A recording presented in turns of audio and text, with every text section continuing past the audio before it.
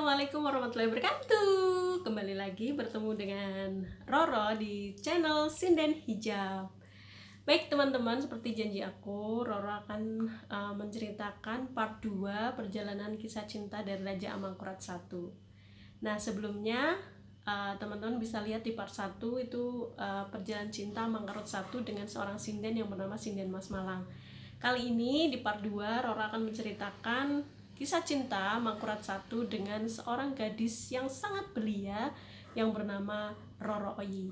Nah, pantengin terus channel YouTube aku ya, dan jangan lupa subscribe dan like sebanyak-banyaknya. Oke teman-teman, lanjut.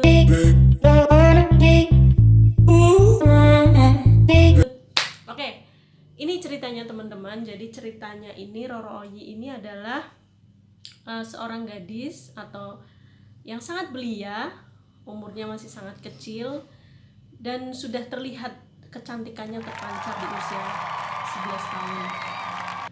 Dia adalah putri seorang mantri atau ngabehi, yaitu ngabehi Mangun Jaya, ya.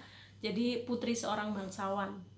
Nah, dia sudah dicintai sejak kecil oleh Raja Amangkurat I.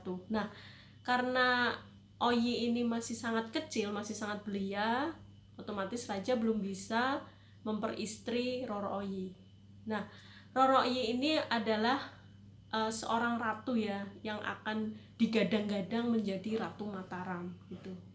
Karena selain dari bangsawan juga cantik, jelita, dan tidak ada celah sedikit pun gitu ya.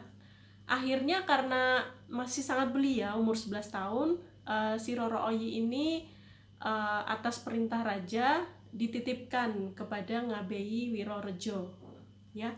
Dititipkan sampai umurnya beranjak gadis.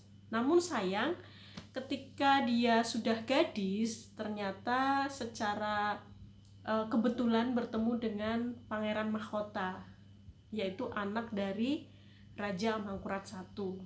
Siapa namanya? Yaitu Pangeran Anom.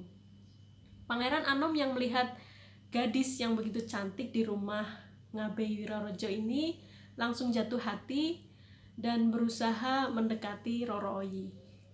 Pucuk dicinta ulam pun tiba. Cinta dari Pangeran Anom ini diterima dengan sangat senang hati oleh Roro Oyi. Mereka berdua menyatakan cinta satu sama lain. Nah, ternyata Wirareja ini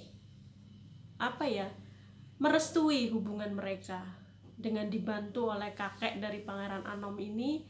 Akhirnya Roro Oyi dan Pangeran Anom ini menikah gitu, tanpa sepengetahuan ayahnya atau Amangkurat I ini. Nah, kakeknya ini merestui dan kemudian mereka menikah, menjalani kehidupan pernikahannya.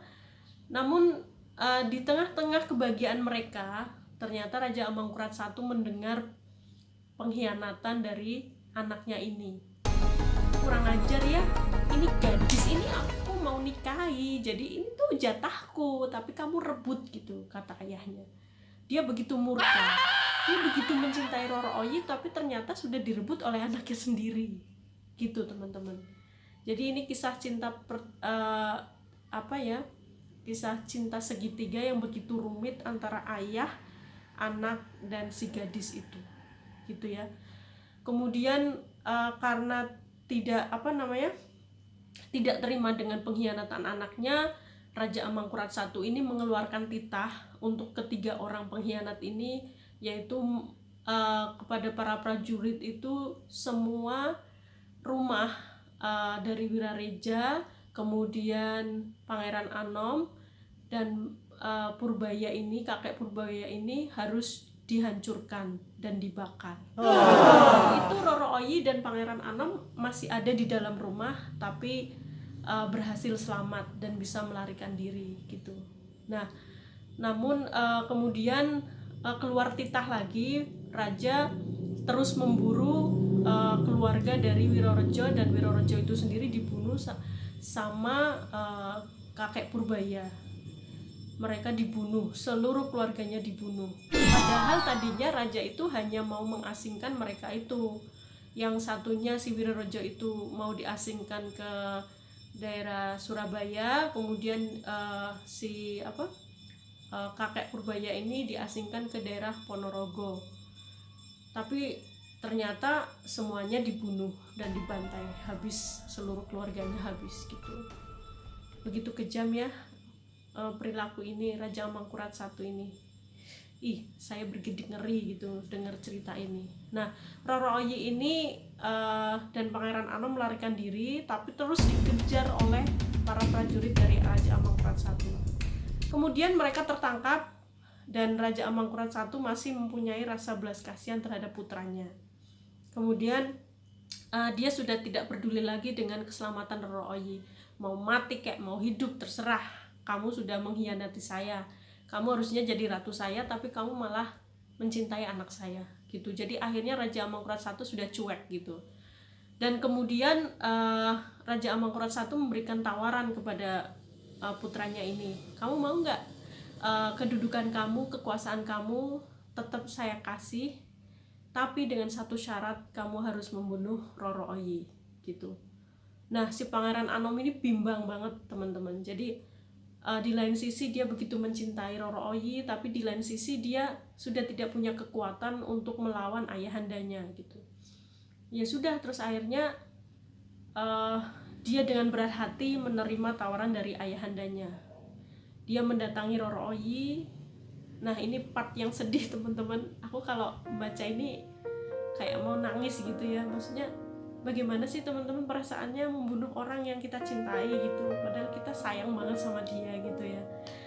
Ya, si Pangeran Anom ini kemudian memeluk Roro Oyi dan begitu cinta dan mesranya gitu. Dan kemudian akhirnya dia menusuk perut Roro Oyi dengan kerisnya. Seketika itu juga Roro Oyi pun mati. Nah, kedudukan dan kekuasaan Pangeran Anom tetap dikasihkan sama ayahandanya, walaupun ayahandanya begitu kecewa. Tapi kemudian setelah berjalannya waktu, si Pangeran Anom kemudian mendapatkan kekuatan untuk melakukan pemberontakan teman-teman, untuk memberontak kepada ayahnya yang disebut dengan pemberontakan Trunajaya. Pemberontakan Trunajaya ini adalah pemberontakan untuk melawan Amangkurat I. Perlawanan ini oleh anaknya sendiri, karena anaknya sendiri itu merasa sakit hati dengan ayahandanya gitu, karena perintahnya itu akhirnya orang yang dikasihinya menjadi mati gitu. Wow, demikian tragis ya teman-teman.